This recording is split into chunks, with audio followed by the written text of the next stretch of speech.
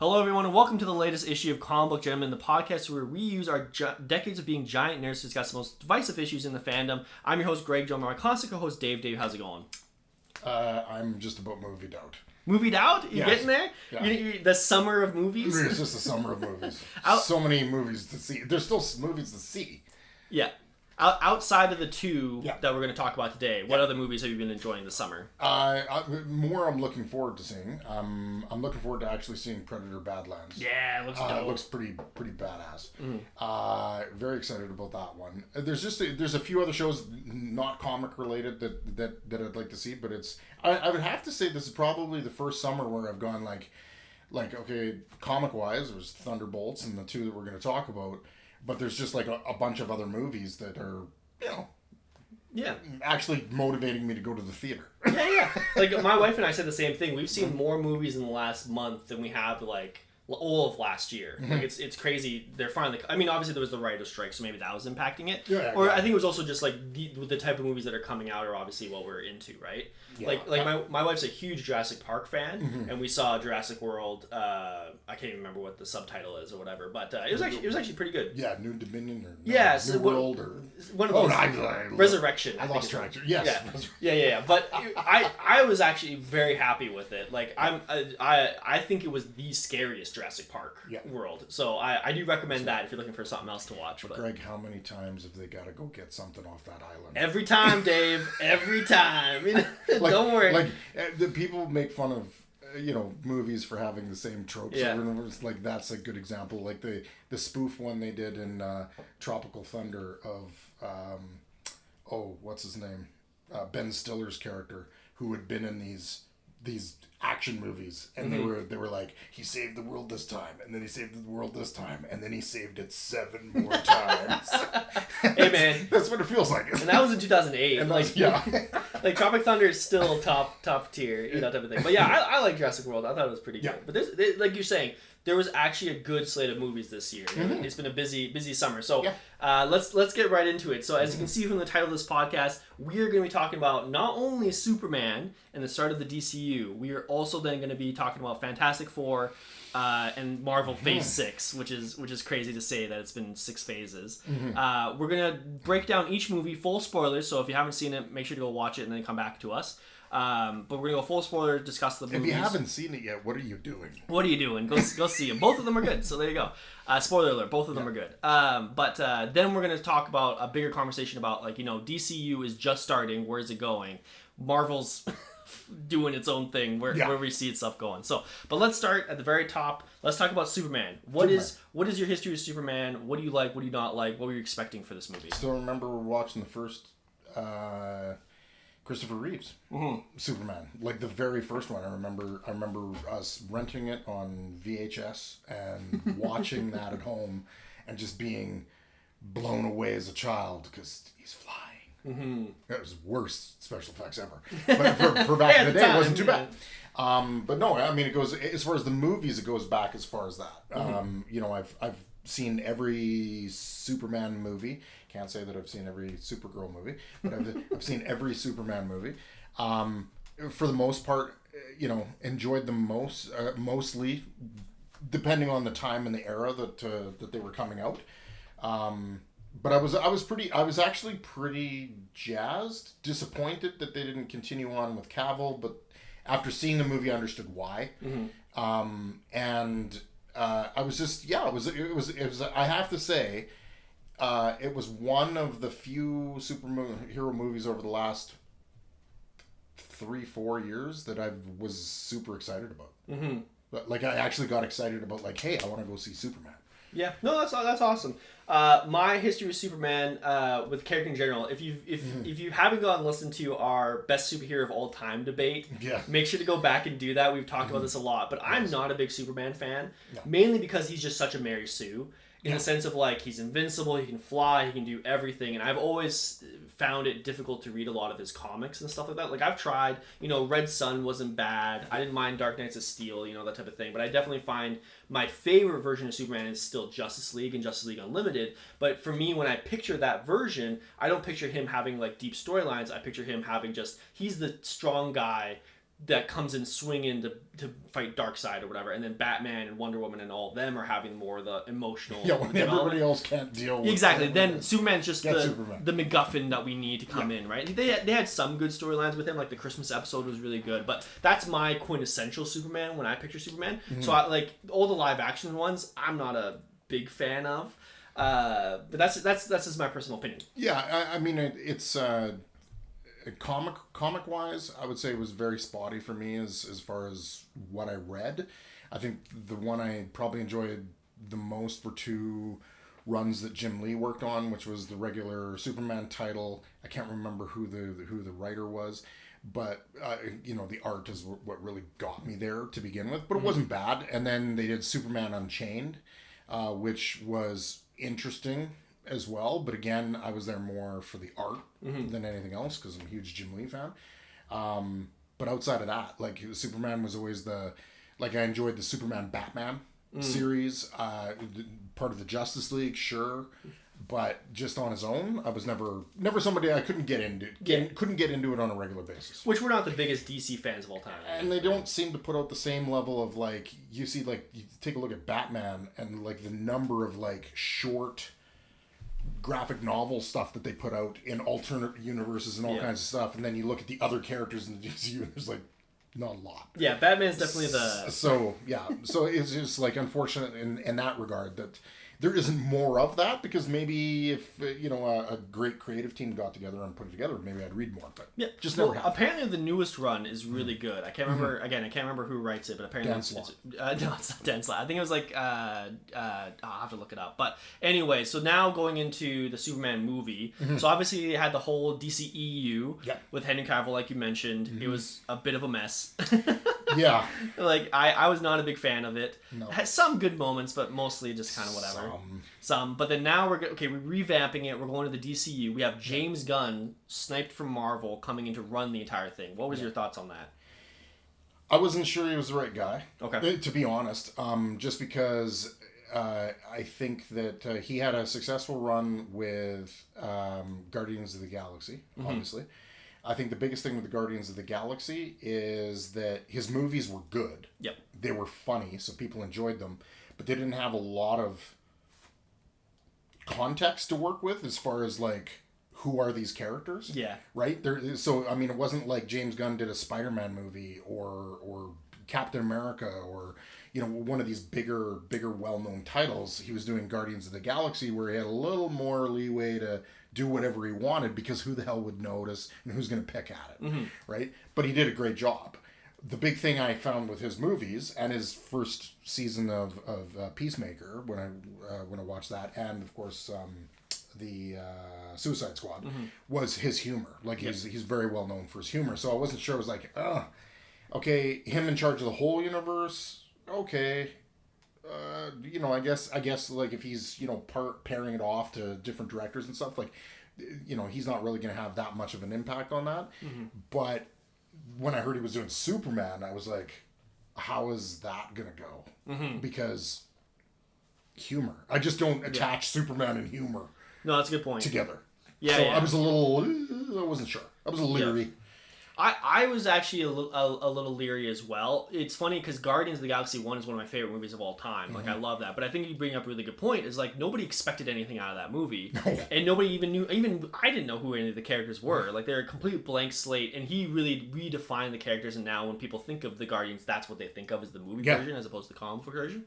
But I was nervous because every other movie I've seen of James Gunn, I haven't been a big fan of. I wasn't a big fan of The Suicide Squad. I thought it was just okay. And everything else he kind of came out with was just okay. Whereas I thought he knew Guardians and he hit it out of the park, but everything else was kind of I was nervous about. So I was kind of with you. I was like, okay, we'll see how this goes. Yeah.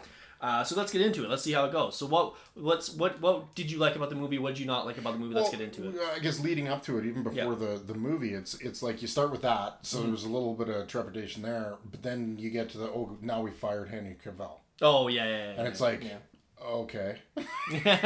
Because I thought as far as the Superman, his look and everything else, the time and effort that he put into it, I thought he did well. I'm not going to blame him for the writing on Man of Steel and the direction that they took Yeah. in what they did with that stuff. I thought him as Superman, I thought he was a good Superman. I did. I just thought he was in shitty material. Oh yeah, like he did great with what he had. Like I think like Man of Steel, I'm not the biggest fan of, or Batman vs Superman, but I think he did great in it. Like it was whatever. So yeah, I do, but I do agree with the idea of like they needed a clean slate and move forward. But it was so chaotic because they had just he had just shown up in the end of Black Adam's, right? Yeah. And then he had put out an Instagram thing saying, "Yes, I'm officially back as Superman." And then James Gunn takes over, and then they fire him or let him go, however you want to put it. Yeah. It was just like, what are you guys doing? Oh, it was very much Warner Brothers. It seemed, and that I think added to the little bit of weird, leeriness of the movie, because it was just like, oh God, how much of a train wreck is this going to be? Because you've got a director who I don't really see the match, and you've got a whole bunch of new people that they brought in to play characters that haven't played the characters before, and you got rid of the characters that people loved, so it's like, or the actors that people loved playing those characters, and it's like, okay, this is gonna be a train wreck. I will say though, like, okay, David Cornsweet is a bit of an unknown, so it was like, okay, but Rachel Brosnahan as Lois Lane was like a shoe-in. That was going to be amazing. They had Nathan Fillion as Guy Gardner. That sounded pretty good. Nicholas Hoult as Lex. I was kind of like, okay, it's going to be better than Jesse Eisenberg, no doubt for sure. But like, where are they going with the direction? So I think the people they were announcing replacing these people were actually pretty good pickups in my opinion, but. We'll see. I will say when they announced them, I was not excited. No? Okay. But then there's after the movie. Yeah. So let's get into the movie. Like I said, a little bit of trepidation, but then people start seeing it and it starts coming out that people love. Trailers, all that stuff. People are really starting to feel the vibe. What did you think of the movie? Overall, like, it's so weird. I still feel this way. It's like I liked it, but there's something off. Yep. There's like, and I can't put my finger on it. Like what I don't even know if what I'm hesitant about or what's in the my subconscious. I can't tell you if it's good or bad. I'm just left going. I don't know. Did I enjoy the movie? Yes, I thought it was great. What I did love about it is they brought the color and the life and the hope and the optimism back to Superman versus that dark, moody Man of Steel. Yeah, Man of Steel, Batman-like character that they did before. So I was very happy to see that, because that felt like that took me back to the Christopher Reeves kind of Superman. In that sense, like there was just a lot of positivity, hope. Superman can save the day. He's not going to go break necks and kill people. So the overall movie, on a whole, when it came out, I was like, I really enjoyed that. There was just something off, and it's still sitting with me, and I don't know what it is. So my hypothesis, because I'm right in the same boat as you, I would give it like 8 out of 10. Great movie, great time. I think for me, what it is that it was very cheesy, but somehow they made the cheesiness work.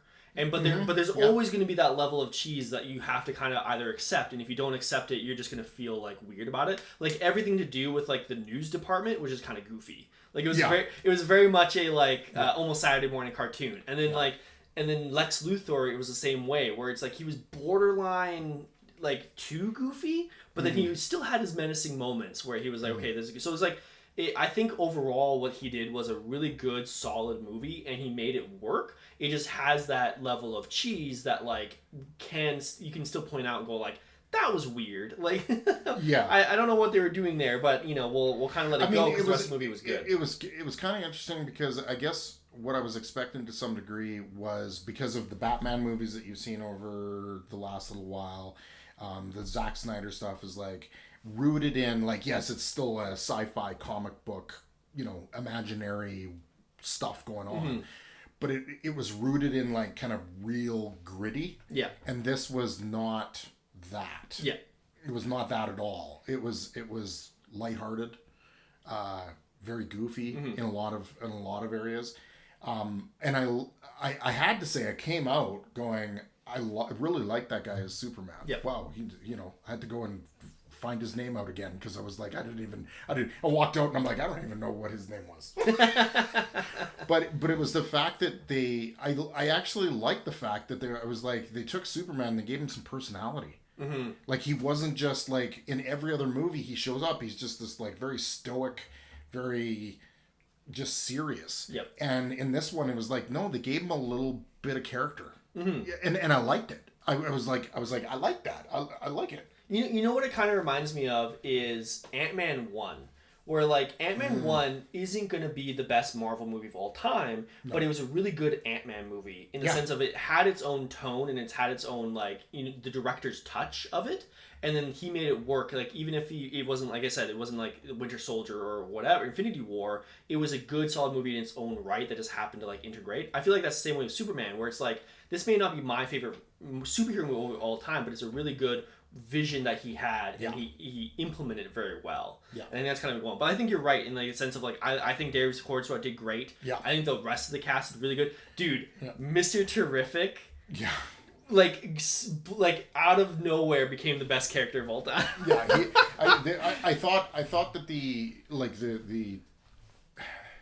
it's hard to, like, I like my movies packed up with like stuff and but this almost felt like too much.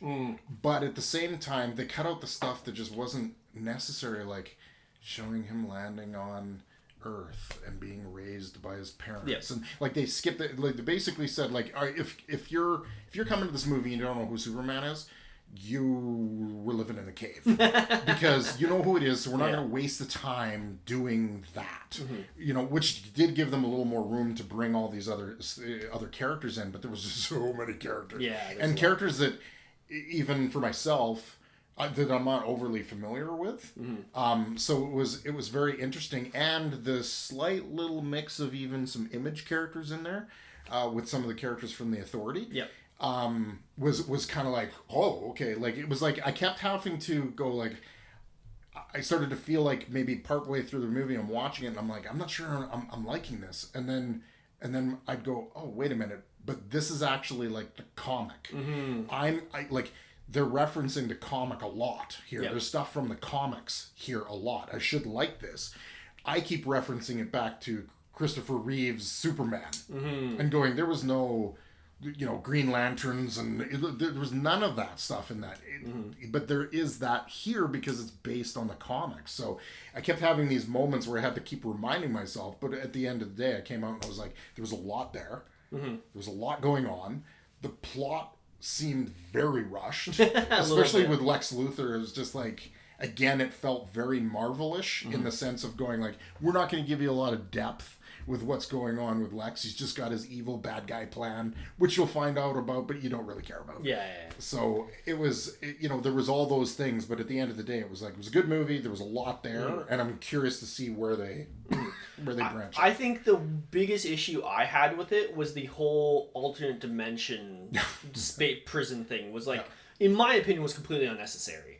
Like I feel like what happened was they were like, I don't know what they were thinking, but they just wanted some sort of random sci-fi bullshit going on, and they needed something in the third act as a reason why he couldn't be in during dealing with the wartime. Like they needed something big enough to distract him with, and I get what they were going for, but it felt very forced to me.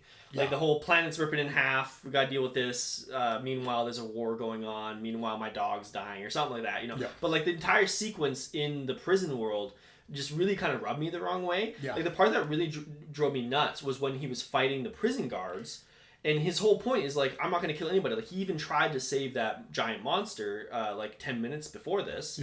But then the people like that fighting him, they're dying, dude, in that dark hole river. Like they're for sure dead, even if they're armored up. Like there's no way they're living. So like to me, it felt very like a weird, unnecessary break in the middle of the movie of like we don't have to deal with this random bullshit. It felt to me like it was like okay, I'm going to see the movie. I'm familiar with Superman, not in its totality. Okay, there's a lot for me to digest. And now you're going to an ultimate pocket dimension thing. Do I have to know about this? What is this? Is this and I kept thinking like in bigger picture scope, was like, is this something I should know? Is this a thing? Or is this just something?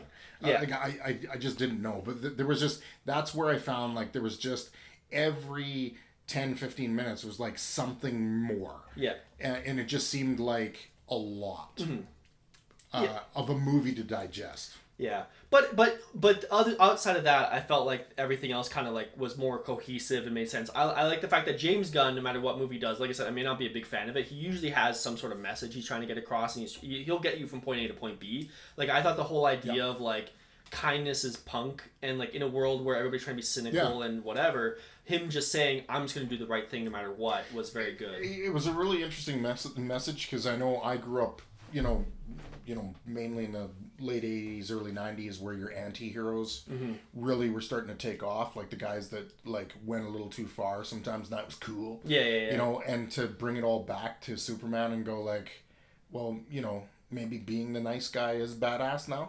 And I thought, that's kind of a little bit of a change, like a little bit of a shift in direction, and especially coming out of the other movies that they did. It was so much different. But but you're right. I mean, I thought the casting was great. The actress that played Lois, I would say, is probably the best Lois I've seen, hands down, probably ever. The scene where they do honesty. the interview was amazing. Like it really got to the heart of Superman and like his whole mythos and stuff. It just right across the board. I would say if I was gonna nitpick anything as far as characters being cast, I would say the girl that played Hawkgirl, who I think is a great actress. She's also in The Last of Us, who did a great job. She's not as imposing as I would expect Hawkgirl to be, and again, that's just nitpicking. Outside of that, I was fine with her. And Guy Gardner, I just you didn't like it? He didn't sell me as Guy Gardner. Really? No, that's interesting. He didn't at all. I mean, he could have been a little bit more of an asshole, but like I thought he did a great job. Yeah, no, I found him more goofy than an asshole. Fair enough. Yeah. So, but but again, they're just like small little things in it. Yeah. Like outside of that, I thought it was well cast. It was well done. To your point, Mr. Terrific is on the map. Oh yeah, best character hands down. It was. I mean, it was a very fun, good movie, and something that I didn't feel like it needed, like with it being the first one, it didn't need to knock it out of the park. It just needed to not suck. Yes, exactly. And they can build on stuff. 100%. And we'll get into that in a little bit. Last thing about Superman before we move on to the next one. I'm a dog person. I have a dog. You're a cat person. I love dogs, though. You don't love dogs? I would have a dog. Okay. But my wife, who I'm outing on this podcast right now, does not like dogs. Yeah. So that's why I do not have a dog. So what was your opinion and maybe her opinion on Krypto? Oh, when I saw Krypto in the trailer, stupidest thing ever. Yeah. Like just the dumbest thing. Like it's like okay, so dogs were also on Krypton or whatever. But I don't care. Yeah. It was great. It was one of those things I was just willing to go like, I don't care what the setup is. You can analyze this and tell me how dumb it is all you want. I thought it was like probably one of the best comic relief parts of the entire movie. Every time Krypto was in the show, I laughed. Yeah. Because he did something stupid. It does open the door of like, this is a super powerful dog that could probably kill somebody. Yes. Like he almost does for Lex Luthor or whatever. Yeah. But at the same time, like, it was such a great addition. And like, I did appreciate that they, at the end, showed it was actually Supergirl's dog. Yes. Which explained why Superman wasn't as into training him and making sure he's like but that scene where he just bursts into Luthor's office, where's my fucking dog, was so good, dude. I love that scene so much. But Krypto was great. So that's Superman. Really great movie, great start to the DCU. Now let's go to Fantastic Four, which is like a mile into MCU. Fantastic Four. Yeah. God, I got that stuck in my head for so long. But let's talk about Fantastic Four before we get in the movie. What's your history of Fantastic Four? Are you a big fan? What are you feeling? Hated them as a kid. Thought they were nerdy and stupid and worst characters ever and so on and so forth. And then I developed taste and the ability to read and understand that story is very important, not just art and people punching people. But it got into the comic, I would say later, like seriously into the comic, much later in life. Enjoy the characters, enjoy the history more than the more recent stuff. The more recent stuff is not good for the most part. But very familiar with, the powers, their villains, the history of the Fantastic Four. So I was much different than my experience with Superman. Yeah, for me, Fantastic Four was always those characters where it's like, I like Thing, Human Torch, Invisible Woman. Those are great. I didn't read them a lot. Yeah. But like, I loved every character except for Mr. Fantastic. That was my biggest hang-up for Fantastic Four, is I just could not stand Mr. Fantastic. It's just not my favorite character archetype of like the smartest one in the room that's too nerdy to deal with emotion or whatever. I love the rest of them. Anytime they show up in other media, like Marvel Ultimate Alliance or even Marvel Rivals, man, Marvel Rivals has skyrocketed them up the list for me of like favorite superheroes because they're so good in that game.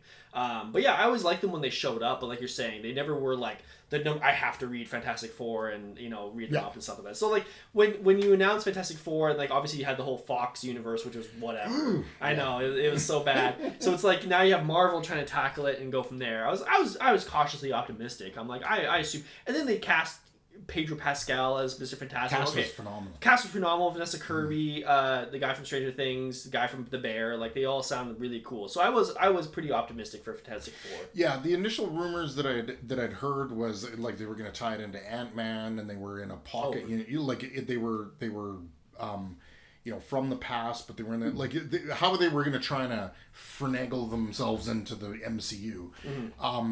You know, I was like not having it. I was just like, this is just not right. I mean, you're taking like one of the groups of, not one of the groups, the group that was the first Marvel superheroes, and you're bringing them in last. Yeah. At the very tail end. Outside of the X-Men. Well, even you had Deadpool and Wolverine. So, you know, at the tail end. So I wasn't too happy about a lot of the rumors, but when they really got serious about the movie, and then it was like, oh, you started hearing a little bit of like how this was going to be brought about, I was like, okay, I like that. I like the homage to the beginning, which was back in the 60s. You know, it's in an alternate universe, which ties into their multi-universe thing, so you can explain why they're there, doing their thing, and you know, it's not like oh yeah, you guys just never noticed this other group was running around doing shit. So it was like as I started hearing more and more, and then saw the first trailer and got a better feel for it, I was a lot more optimistic about the movie than what I initially was feeling based on what I'd heard through the rumor mill and everything else that you hear. 100%. So getting into the movie, I did like it. Like I would say it's up there with Superman and Thunderbolts this year. Like I think it's a good contender. I would put it at the bottom of that list. Like I think I like Superman and Thunderbolts more. But overall, I thought it was a really good movie. I think for me, like you're saying, the good parts, I think it was great that it was its own universe at first. Yeah. Like again, it kind of like leaning into the Superman aspect of it. Superman kind of almost created its own universe of like, this is the tone we're going for. This is what we're sticking with. Fantastic Four felt this very same way of like they're feeding into that 60s nostalgia and like a little bit more happy-go-lucky as opposed to real world. Like the fact that I was thinking about this, and obviously this is jumping way ahead, so my apologies, but like when they do the Galactus fight, the fact that they actually cleared the city first, I was like, wow, no other Marvel movie bothered to do that. No. They were like, fuck the civilians. They blew people up. Yeah, they were like, oh, people die all the time. What do you mean? But the fact that they actively had a plan of like, oh no, first we need to evacuate blew my mind. I was like, okay, that's a really good showcase of what separates them compared to the rest of the MCU. For good, for better or for worse, right? But what was your general love of the movie and stuff? I enjoyed the movie. I thought the casting was great. I would say the weakest point in the casting, in my opinion, was actually Reed Richards. Oh, really? Okay. And I would just say, just in the way that the character, I was expecting more nerdiness out of him. Like as far as like, because in the comics he often goes on these like long diatribes, very like scientifically long explanations of very simple things, and I didn't get that from him. I got the awkwardness and the lack of understanding how to emotionally deal with things in a what we would consider a normal way. You got that awkwardness from him, but I just didn't get enough of the like the brainy, super nerdy side of him. I'm surprised. I didn't get that from him. I'm surprised you didn't get that because it felt like every other scene he was in front of a chalkboard doing equations. Yeah, good for him. He was in front of he can write. I was expecting like verbiage, like when he interacted with other characters, because that's often it's like. I think the most common thing is people telling Reed to either shut up or move on, because he'll blah, blah, blah, blah, just keeps going. So it's just I was expecting that, and again, that's nitpicking. Outside of that, I thought the whole cast was great. I was glad that they really showed, because often people are like, "Oh, Mr. Fantastic's the leader of the Fantastic Four," and it's like, no, he's not. Really behind the scenes, like if you really know the Fantastic Four, the glue, the linchpin is Invisible Woman. 100%. 100%. And she was fantastic. Johnny was awesome. I was so glad for him, especially after they axed his character in Stranger Things. I know. I was so pissed off. Joseph Quinn. Yeah. I'm hoping he's lying his ass off and he makes some kind of an appearance in the final season. But even the voice acting for the Thing, I was a little worried about the CGI coming in. I was a little worried about the CGI. Yeah. There were a couple instances, one specifically I can think of, when Thing's on the street talking to the teacher. Yes. It was so bad. It was so bad. It was so bad. But there were so many close-ups. Yeah. That were so great. Yes. The interaction between Johnny and the Thing, when at the very end where they've got Franklin, and they're like about to go do their interview kind of thing. That was great. The CGI was fantastic, but I don't know why in certain spots he just looked awful. Yeah, that was like the easiest scene to CG. Yeah. Why was that the hardest thing for them to do? I don't know. It was. I noticed that, but overall, I would say like the majority of it was great. I was glad that they went back to practical film in the sense of building sets instead of just everything's on a green screen. Yeah, because it looked so much better. Yeah, it looked so much better. Again, very happy with the movie. I think they chose the wrong villain. Interesting. Okay, yeah. Before we get into Galactus, it's really funny to me. I want to point this out. The biggest issue I had with Superman was the pocket dimension black hole scene. My favorite scene of Fantastic Four was the black hole scene. Like, I thought that whole sequence was so fucking cool. Like when they were flying. Yeah, when they're flying away from the Silver Surfer, and they had to do the science of and the fact that all of them were sciencing, not just Reed, but all of them were like, okay, you need to do this calculation. You need to do this calculation. I gotta give birth over here, like we're gonna you need gravity to give birth, so I'm gonna do this, but you do this. Like, I thought that whole sequence was amazing, and then I think it fell apart in the third act with Galactus. Is kind of like my biggest nitpick is that third act. But like, what did you not like about Galactus in general?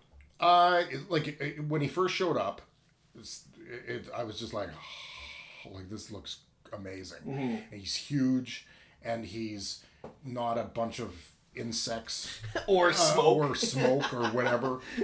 Like I was just like, this, okay, that's Galactus. The voice was great. Just the whole presence of him was amazing. What I felt is after that first interaction you had where you were just like, holy shit, this guy's powerful, because he like took the Silver Surfer and basically like, you know, pulled her off her surfboard and was like holding her, and I was like, oh, there was like some raw power there. It was just after that, it was just like a big giant eat thing. Like, yeah, like I mean, it was just like, oh, like he just really doesn't, like, where's the imposing threat here? Like he just didn't. He didn't, when he got on Earth and he was tracking after Franklin. It just felt like he was just a big giant. It kind of felt goofy, right? Like like when he's about to step into the trap, and then he's like, oh, you tricked me, and then he starts walking away towards the baby. I was just like, what? Like I think you're right. Like the first couple scenes they show him, he was so imposing and awesome. Yeah. And then like that final act, he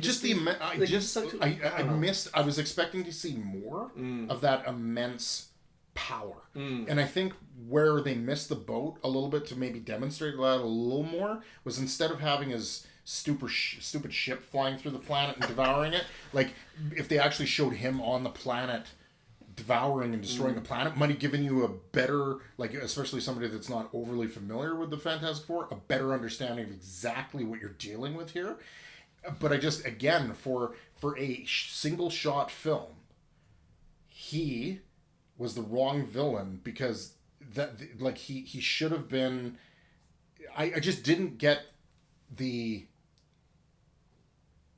I didn't get the sense that they were really ever in danger. No, for like sure. He got on the planet and he's like, I think the most dangerous thing was like he was like stumbling over buildings and knocking them over. And that was yeah. Like it was almost like a Godzilla movie, but even Godzilla has like the hyper beam, right? Yeah, and like whatever. Yeah, like it just wasn't. But I think that's a really good point. Like there was no because it kind of leaned more into that 60s feel and like almost like more hopeful, which is good. It did feel like nobody was threatened.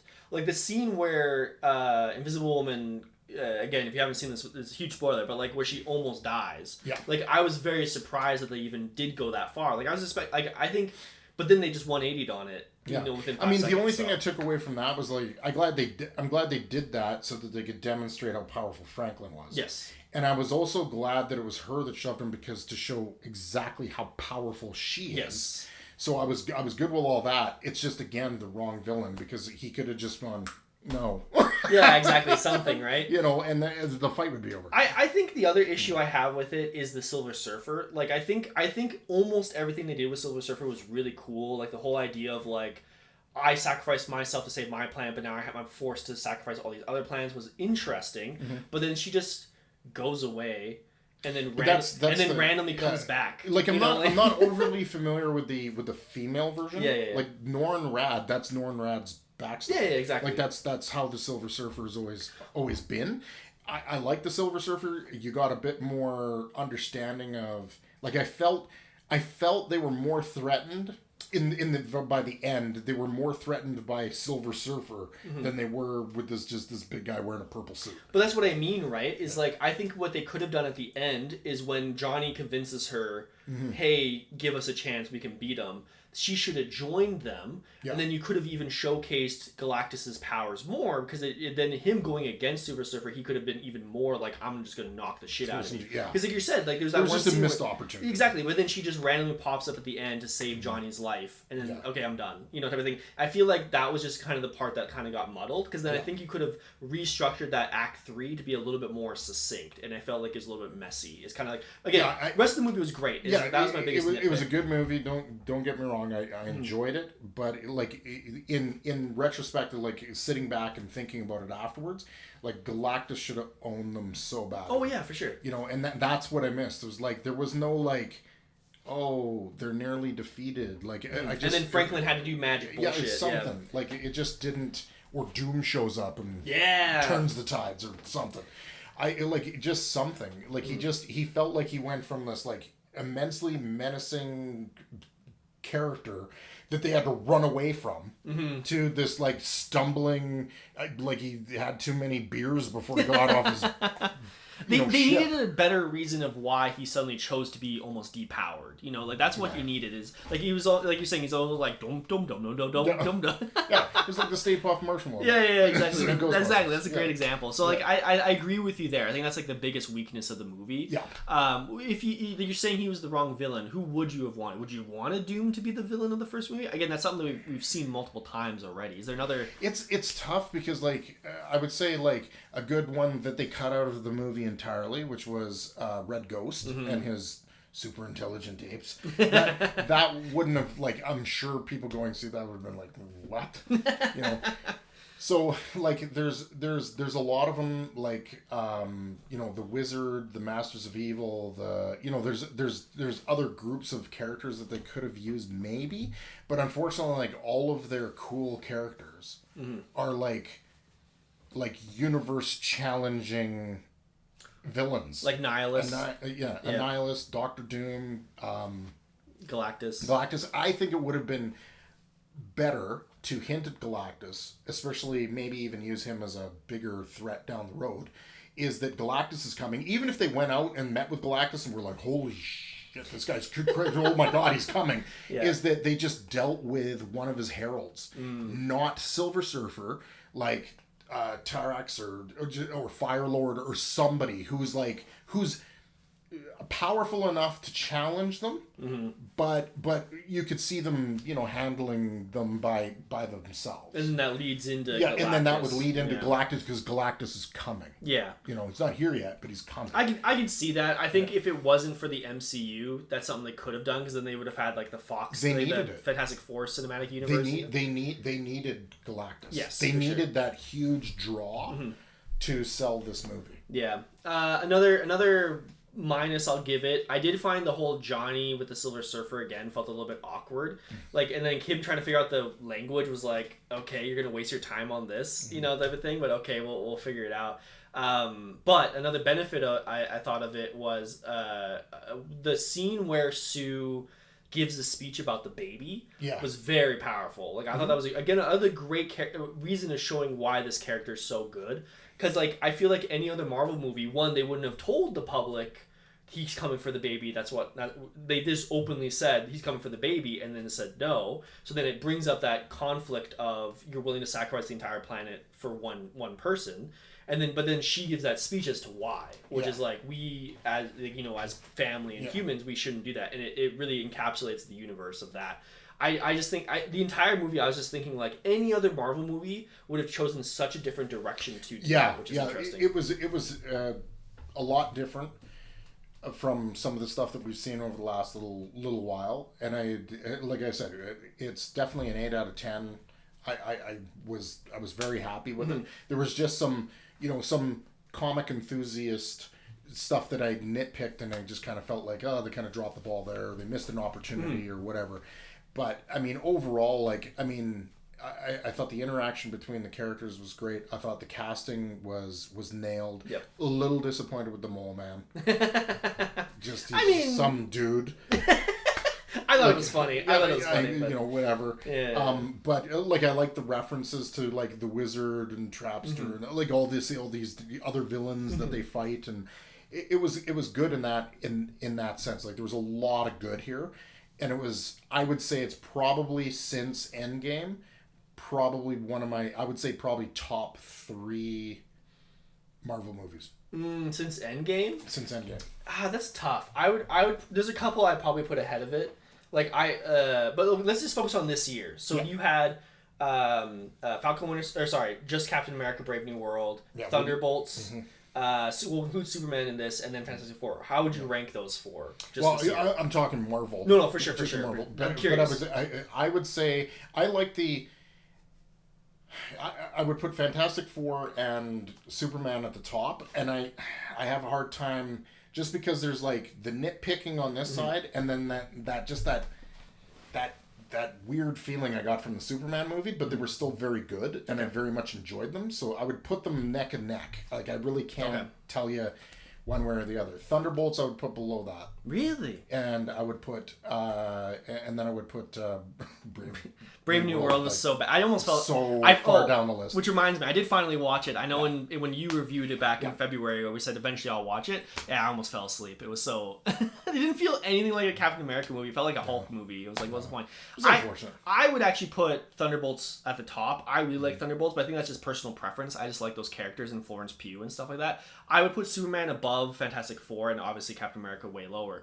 I think for me, the difference between Superman and Fantastic Four is like they both were very similar of like tone wise and like hope and stuff like that. I think just that James Gunn has more experience doing movies, and so he was able to make a more well-rounded, cohesive movie. Whereas Fantastic Four, I think you had more missteps in the third act, especially, which I think Matt Shakman did a great job. But like he's from WandaVision, so he knows how to do TV. This felt almost like a TV movie, and he needs to do that next step of making it a full-on movie. That's just my personal opinion. I don't know if you agree with that, but I would disagree with the Superman being cohesive. Okay.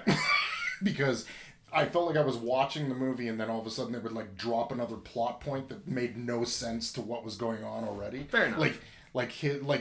His ultimate aim was that he was trying to land grab. It's like, yeah, it's a little bit forced. What has that got to do with an ultimate dimension and beating up Superman? And like it just, to me, it was just like, again, that was one of the things that I just felt overwhelmed with in that show as a not so familiar with Superman type thing. There was like it was like drinking from a fire hose. There was just so much shit coming at me at once. Characters, plots, ideas, things that I just didn't know, just constantly being sprayed in my face. It was a lot of fun, but I felt like it came out going like, okay, what the hell just happened? Okay, I gotta digest this. Fair enough. But then I can nitpick the shit out of a bunch of stuff in Fantastic Four, so that's why I put them even. No, that's a good point. Thunderbolts, I just thought was funny. Like that. Because it was. It was funny. I mean, if you're gonna rank them as comedies, sure, I put Thunderbolts number 1. But I don't think as a movie there was tons of stuff wrong with the Thunderbolts, like just plot wise and how it moved, that I it was a movie. Fair enough. Maybe I need to rewatch it and just it was a movie. It was fine. It was still miles better than a lot of the crap they put out. So yeah, which brings up a really great point. So the big thing about Superman is it's the start of the new DCU. Yeah. The big thing about Fantastic Four is the start of Phase 6. So that means we're deep into Marvel. It's the start of the correction phase. Exactly, because we've just went through Phase 4 and 5, which, like you're saying, very few bright spots amongst that pile of litter. Yeah. So where do you? Let's talk about like where these two universes are going. Which one do you want to start with, DC or Marvel? I think DC's got a better. I think DC's got a brighter future because they're just starting. Yeah. So the optimism is there of like, oh, look at the potential and we're changing things up and we're not going to be dark and moody and horrible like the Zack Snyder every 3 seconds there's a slow motion scene.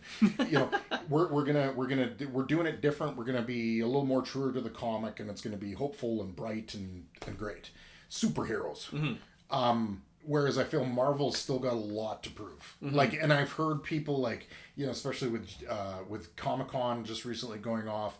And, oh, Feige came out and he's been the most transparent ever and he told us all this wonderful stuff. And it's like, what did you guys forget what he did last year and the year before that and the year before that? Where we had these plans like, where's the Blade movie? Yep. Where's all this other stuff? Like, I don't trust him as far as I can throw him. So, no. I mean, one movie, two movies in Thunderbolts being very good, Fantastic Four being very good, doesn't prove anything to me. No. So they've done all they've done is stemmed they put a Band-Aid on it. Yep. Right now. They haven't fixed the problem. That's a great way of putting it. I think for me, the DCU, I'm on the same train of you. Is like it has a lot of potential, and like it seems like they have a good direction. Yes. My biggest concern for it is it's not like James Gunn is going to direct every single movie. No. So like I think that's going to be the big test for me is the next movie that comes out, which I think is supposed to be Supergirl. Is it going to be a James Gunn-esque movie, or is it going to be another person in the universe of James Gunn, and is it going to be as good? Well, and that's the other thing is like some of the you know, if I were to have a concern is some of the storylines that they've picked to go with. Like, for instance, the Supergirl is going to be based off of that graphic novel, Woman of Tomorrow. Yeah. Which not a lot of people are familiar with, as far as like who Superwoman is, or Supergirl is. So, you know, are you picking some storylines that maybe, I mean, they could still be very wildly successful because people just enjoy it. Yep. But are you maybe picking some storylines that people aren't so familiar with, so it'll be a little off? Like, I don't know, but I'm more optimistic just because it seems like a fresh start, even though it was very ugly getting there to this Superman movie. I just feel more optimistic on that side because I just haven't seen anything out of the MCU since Endgame. My other concern with the DCU is their Batman situation. Because I loved Matt Reeves' Batman was awesome. So good. Yeah. And obviously it's just bad timing. Yeah. Of course that came out, then right after that James Gunn comes in and is like, this is not what I want to do.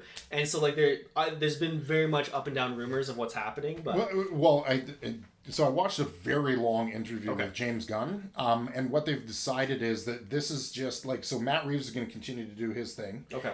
So I don't know if that's going to end up being 2 or 3 movies, but definitely there's a second one.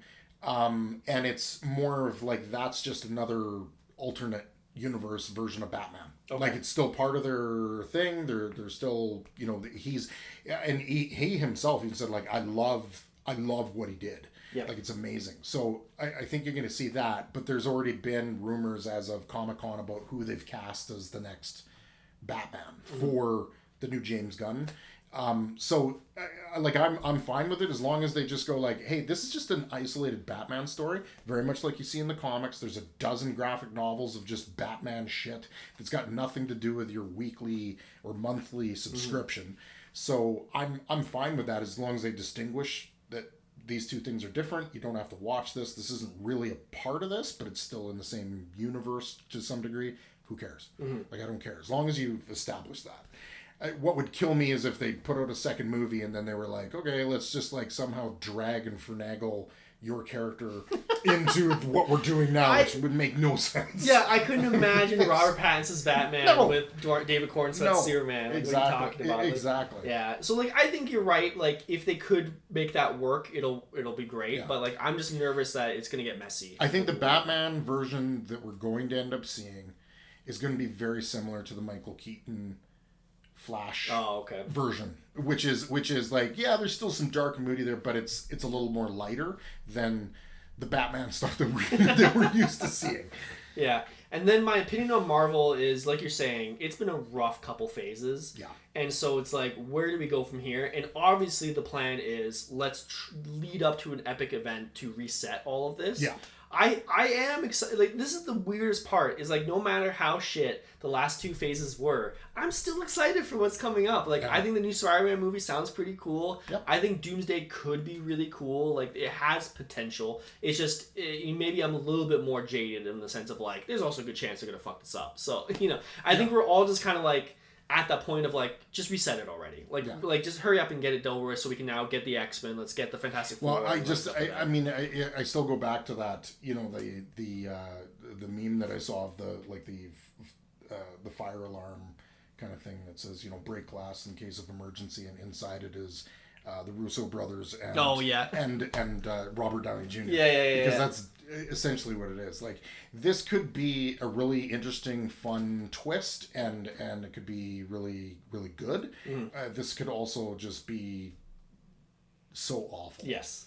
I mean, again, it's one of those things of like, at least the Russo brothers have proved that they can make a good movie. They have a good track record. They have a good track record. Very good I track think record. obviously the Doctor Doom of it all is going to be very controversial, probably no matter what. And I'm even willing to give them a little bit of leeway to say, do you know what? Like, you did some really good stuff in a very well thought out, well planned arc in the first couple phases of Marvel. I'm willing to give you a little bit of a break because you're basically stepping into a freaking firestorm dumpster fire mess to sort this out. So even if it's just a little quirky, janky, I'm willing to give them a pass just because if they correct or get them to a point where it can go, okay, now we can just forget all that crap that happened before this and just move forward with good stuff, I'd be okay with that. This is kind of a bigger conversation, so we don't have to get too deep if you don't want to. But like, so superhero movies have obviously been around since like the 70s. Yep. Superman and Batman came along. Then it kind of dipped in the 90s of people like trying to figure out how to make good ones and stuff like that. Then it started peaking again, and then when the MCU was kind of when it hit its peak in like phase 1 to 3 type of thing. Now we're hitting a dip again, but DC and Marvel are kind of trying to restart their engines. Do you think we'll ever get back to that heyday in like five years? They could fix I mean, a reset, however they end up doing it. But I mean, ultimately, what it is, I feel, is we have had a plethora of shows coming out that have been shit. So less shows, better quality. Because I remember when you were getting ready for that next one that was coming out, it was like super hyped.